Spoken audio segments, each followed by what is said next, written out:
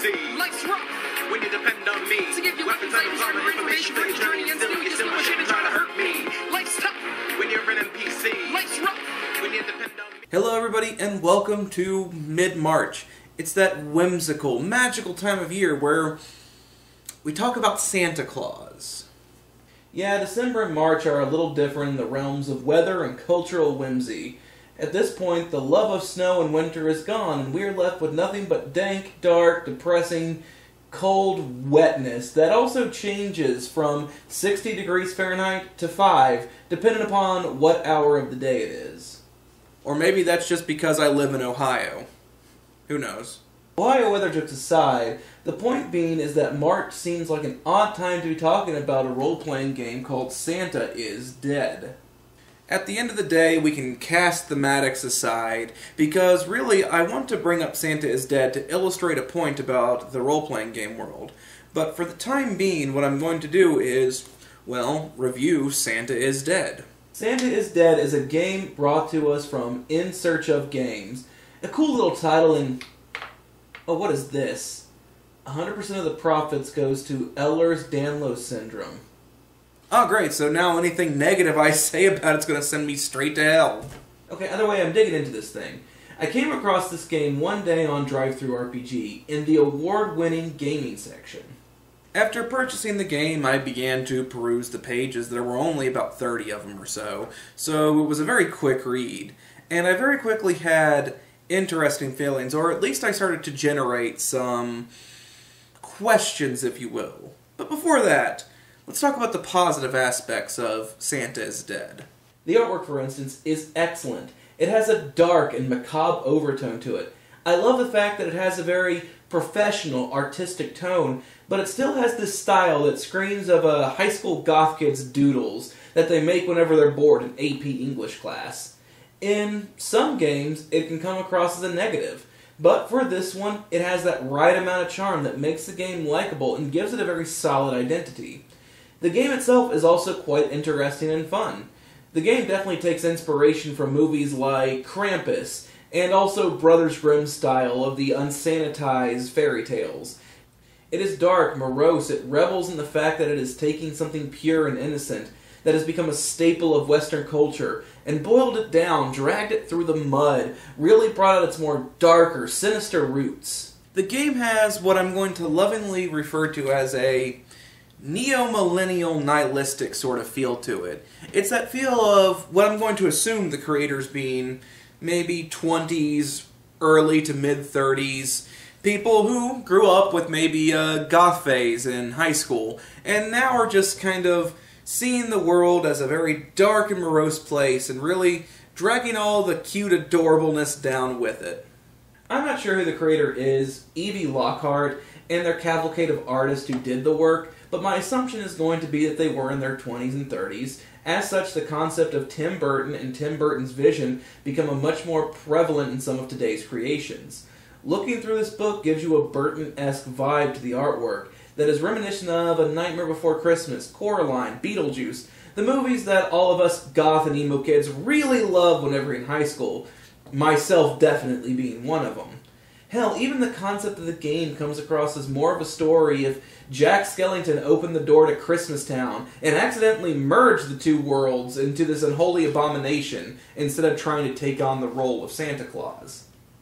The game is very minimalistic. Its system itself is much more geared towards combat and letting role-playing just be role-playing. It takes a lot from Magical Burst in that regard. The book pushes a lot more towards one-shots instead of campaigns, and it really helps, all things considered, that you're able to generate all of this into a really well-told one-shot about this very gothic sort of Christmas-inspired theme. Since we talked about the crunch of the game and the setting as well as some of the positives, I do want to bring up the point that I wish to make right now. I reserve judgment on whether or not this is a good thing or a bad thing, but I'm right now going to try to talk it out on camera pretty much. A critique that I have heard lately in RPG circles, and I admit that I've hopped onto this little high horse a time or two, is the idea of what should be turned into an RPG and what shouldn't be turned into an RPG. The internet really is Interesting and wonderful concept. I mean, nowadays we can get any information that we need, for better or worse, as well as people's opinions, for better or worse, thanks to the internet. And you've seen a lot of cultural changes, a lot of different changes in our lifestyles because of this internet that we still ourselves are not fully aware of.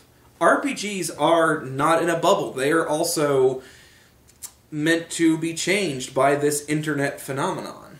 In the 1980s, 1990s, and even into the 2000s, in order to make a successful game, you had to get the game published just like anything else. You had to find a publisher or have enough money to publish yourself and then distribute.